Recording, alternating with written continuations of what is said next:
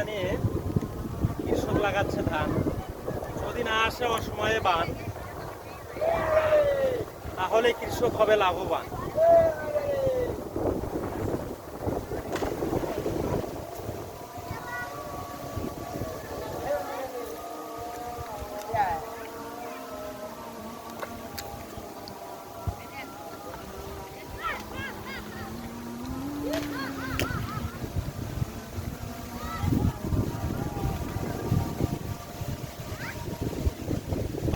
আমাদের এটা নদী এলাকা, পাশেই নদী দেখাই।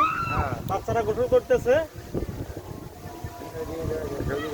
একটুখানি পানি হলে অবস্থা খারাপ, ধান আর ঘরে উঠবে না ফসল।